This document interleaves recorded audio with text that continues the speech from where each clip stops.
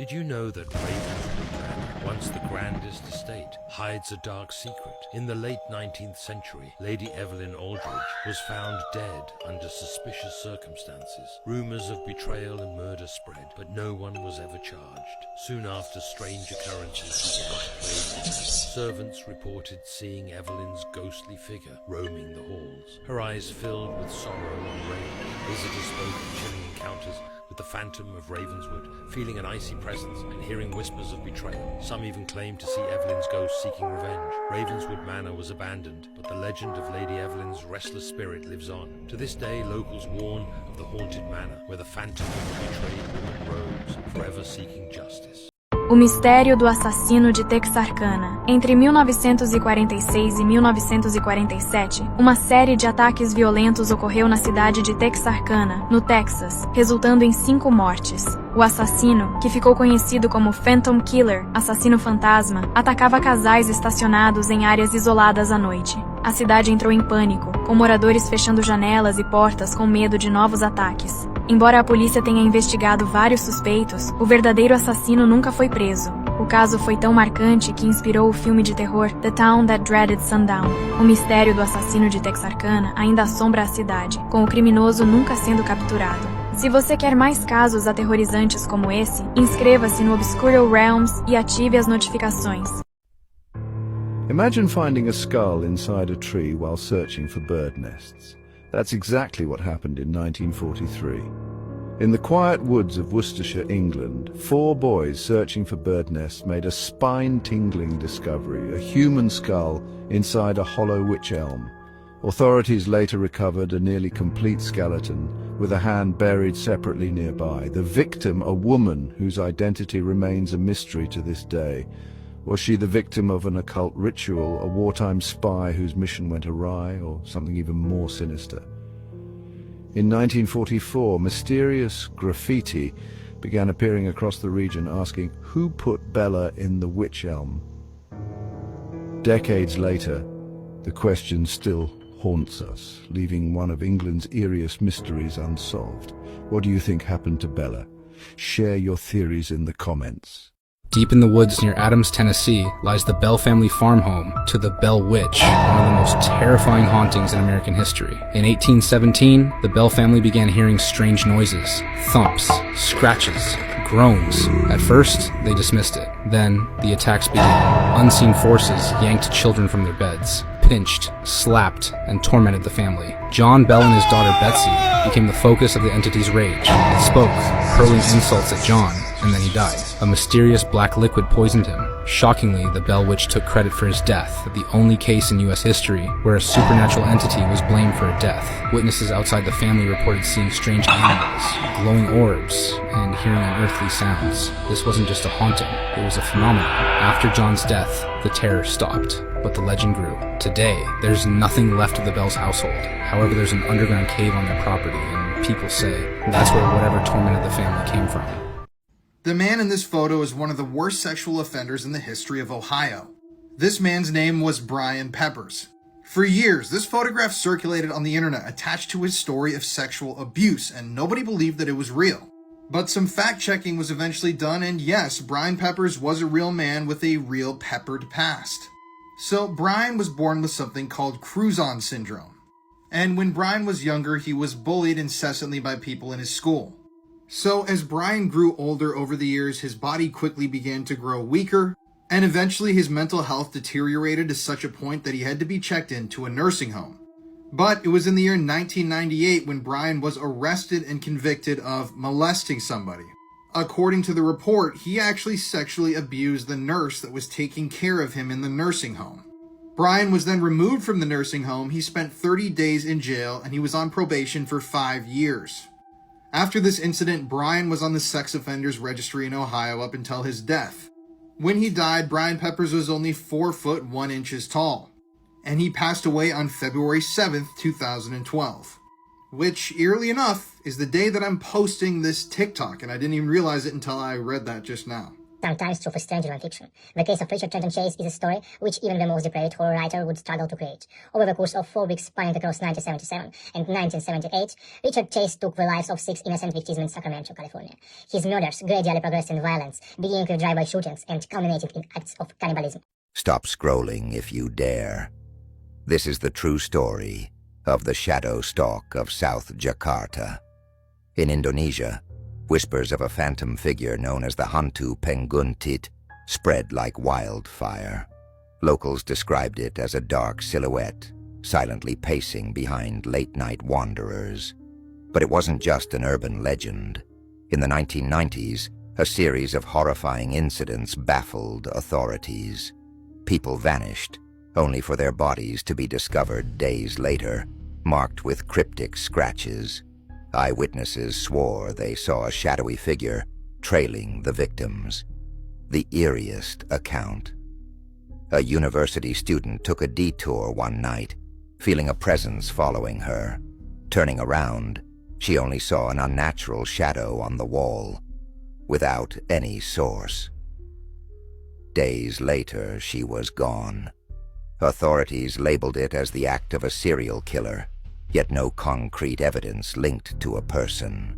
So, what is Hantu Penguntit?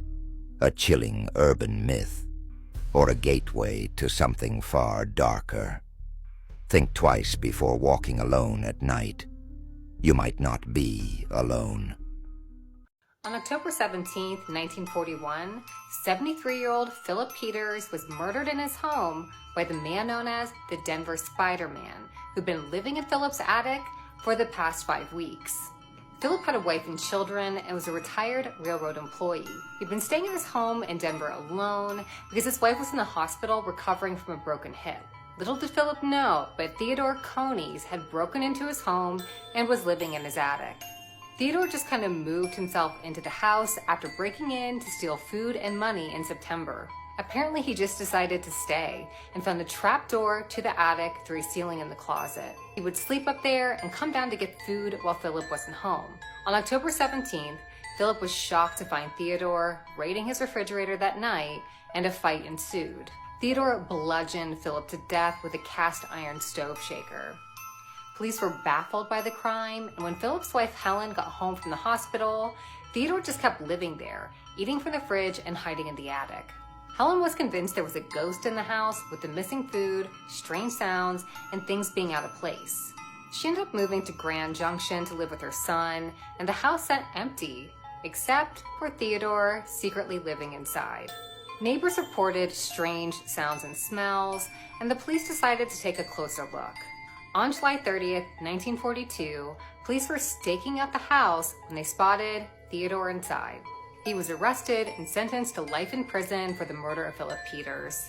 He got the nickname the Denver Spider-Man after a detective commented, "A man would have to be a spider to stand it long up there."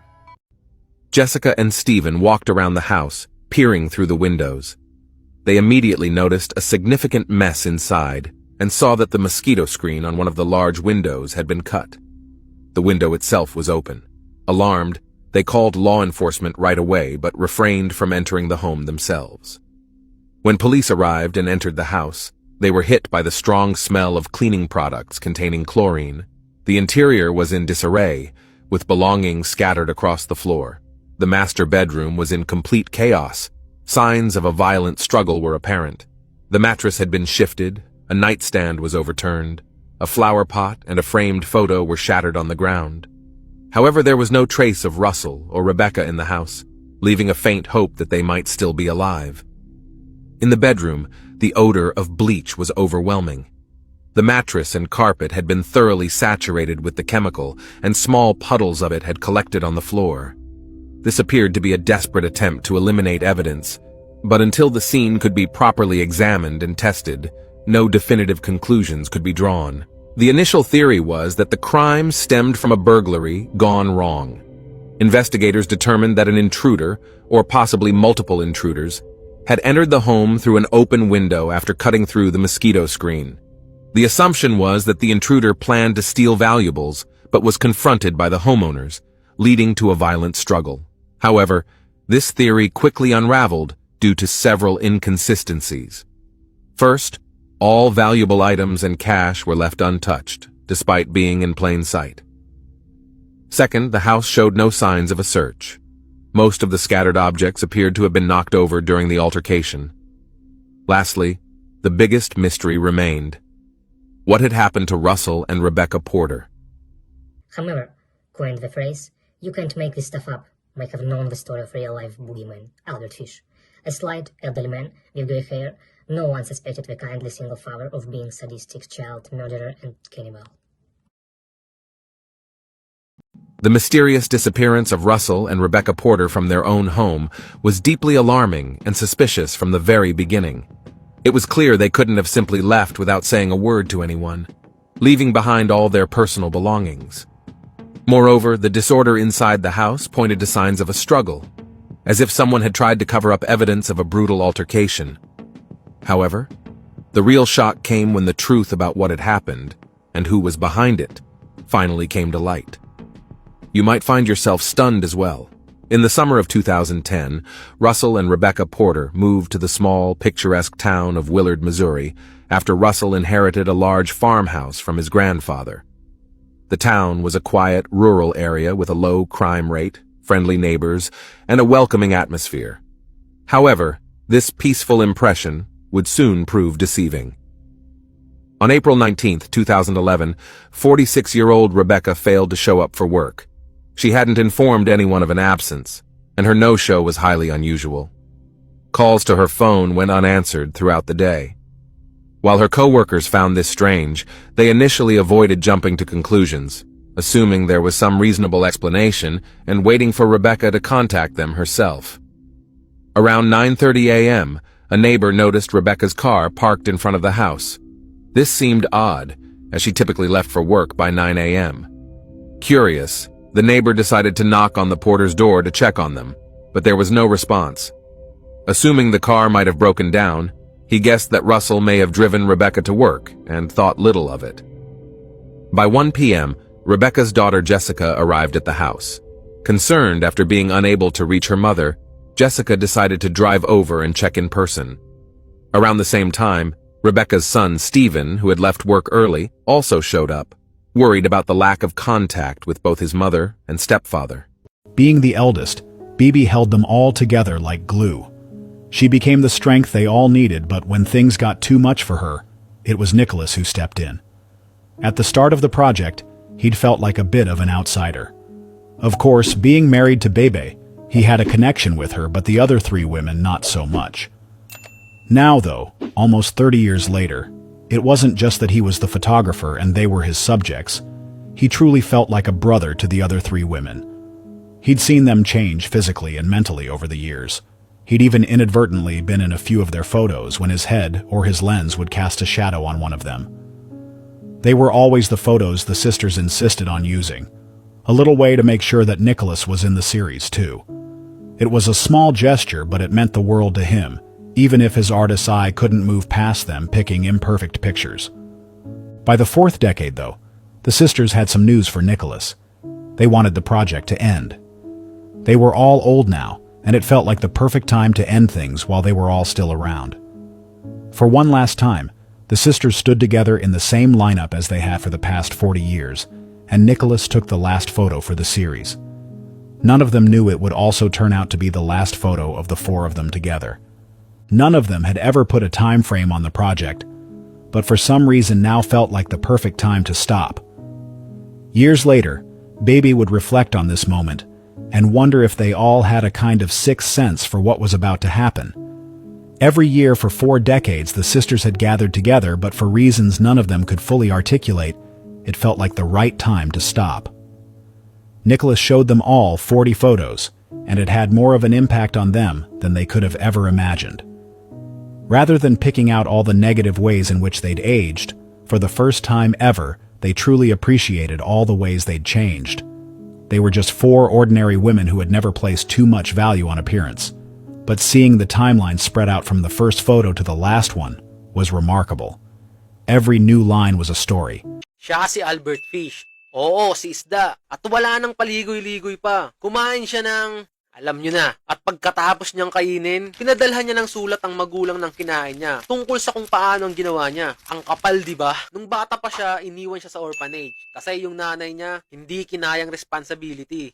Classic. At doon sa orphanage, parang final boss sa horror game ang buhay niya. Bugbog dito, bugbog doon. At dito na nagsimula ang twisted fantasy niya. Natutunan niyang enjoyin ng sakit. Sabi ko na nga ba, trauma pa lang. Villain origin story na. Fast forward pare. Si Fish, nag-level up na. Sa sobrang twisted niya, nag-imbento siya ng sariling hobby. Naging cannibal.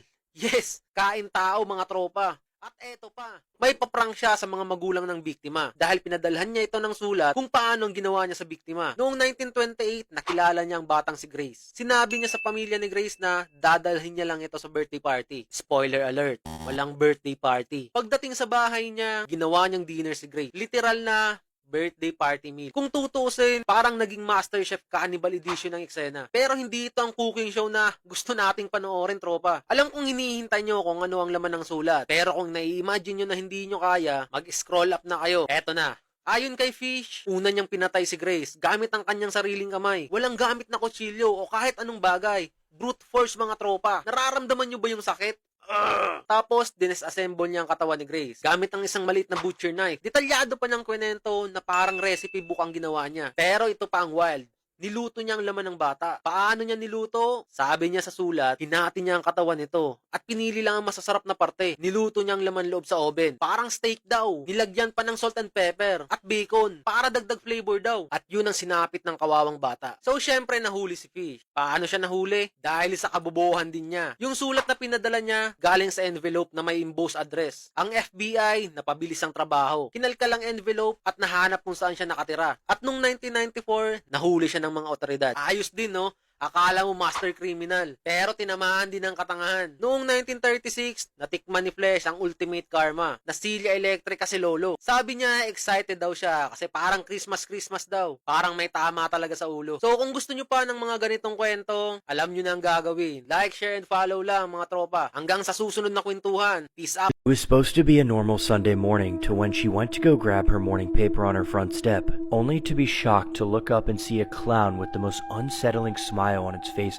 having blood dripping down its forehead with a gun pointed directly at her. What sounds like a horror movie is actually the unfortunate real story of Sheila Warren in The Killer Clown. In May 26 of 1990 in Wellington, Florida, Marlene Warren was having breakfast with a friend and her son when she heard the doorbell ring. The horrific thing that was standing outside her door was not a person, it was actually someone dressed in a clown costume, the full-blown thing with blood dripping down its face. It was not only standing there, it was aiming a pew-pew directly at Marlene and then eventually pulled the trigger and pew-pewed her in the face. After the gunshots were heard, it was heard that the clown just ran off into the distance with a very hysterical and unsettling laugh. Marlene was rushed to the hospital, but unfortunately 2 days later was announced unalived. Police immediately began investigating. Witness actually described that the clown's car was left at a public supermarket not even 10 miles away from the scene. Costume was also tracked down by a receipt that was left by the clown while running away to a local party city a few miles down. The costume was so distinct that the clerk actually remembered who the person they sold it to. This is when the investigation takes a turn for the worst. With this man, Marlene's husband, Michael Warren, it's when it came out that Michael, while married to Marlene, was having an affair with this woman, Sheila Keene, a younger woman at the time who worked for Michael at his car dealership,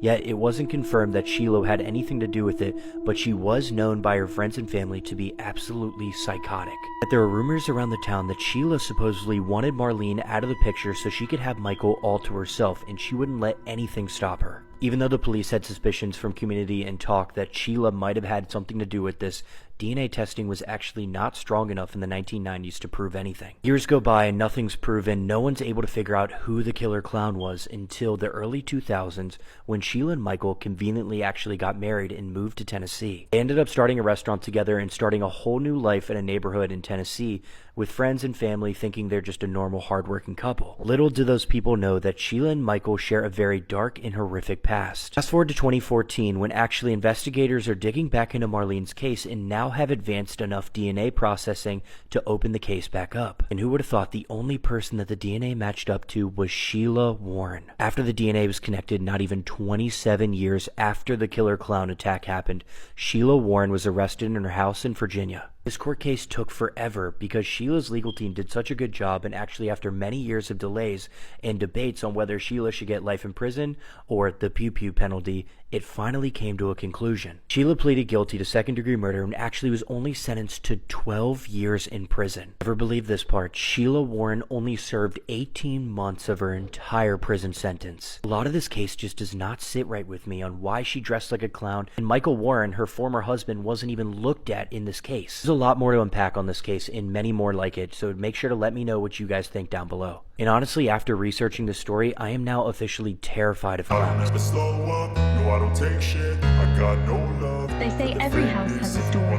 Some are filled with joy and laughter, while others hold secrets that are better. I don't ever slow up, no I don't take shit. I got no love for the fakeness. If you wanna play tough and wanna hate this, I'll always show up and make a statement. I don't ever slow up, no I don't take shit. I got no love for the fakeness. If you wanna play tough and wanna hate this, I'll always show up and make a statement. Everything I do so instinctive and so passionate. Every word I move so descriptive like an adjective. I got a vendetta against people who patented being negative when you should be getting after it.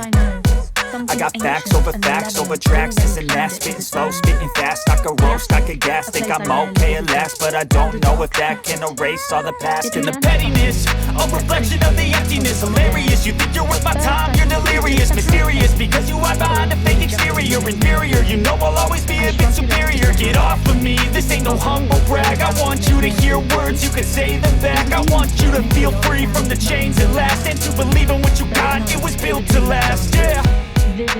Now that I've been put through hell, I never got anyone's help. I had to do it all myself. It pulsed with a I don't ever slow up, no I don't take shit. I got no love for the fakeness. If you wanna play tough and wanna hate this, I'll always show up and make a statement. I don't ever slow up, no I don't take shit. I got no love for the fakeness. If you wanna play tough and wanna hate this, I'll always show up and make a statement. Gonna learn the consequence of being incompetent. Mental health is confidence, dreams and some modestness. I'm not here to save the day, that's for you to take away. I could play a million mind games, but instead I say something not illogical, something that is topical. Rub it on and watch it go, make yourself unstoppable. Dreams are irresponsible, but they're always possible. If you just believe, you could be so remarkable. Thoughts in my head, a collage and they spread. I'll be great one day, going off of my meds. No, I'm not giving up, no, I'm not giving in. I will make it to the top, taking off in the wind. I gotta make it, I'm saving every day to taste it. I'm patient, but my mind, it can hardly take it. I'm chasing a dream that I've had for several ages. A vacant, modern kingdom for the taking. Now that I've been put through hell, I never got anyone's help. I had to do it all myself. Their stories were eerily similar to mine. I don't ever slow up, no I don't take shit. I got no love for the fakeness. If you wanna play tough and wanna hate this, I'll always show up and make a statement. I don't ever slow up, no I don't take shit. I got no love for the fakeness. If you wanna play tough and wanna hate this, I'll always show up and make a statement. Shattered completely. It wasn't just in my sleep. The dark figure was there in my room, its eyes burning with a malevolent intensity. It was there, standing at the foot of my bed, watching me. Its presence was a fitful weight, pressing down on my chest, making it hard to breathe. I couldn't take it anymore. I ran. I left everything behind. Fear was too much, and I knew I had to escape. My clothes, my belongings, my life. I abandoned it all in my desperate search for freedom. I promised myself I'd never return. Somehow I have stories that are better left untold. This one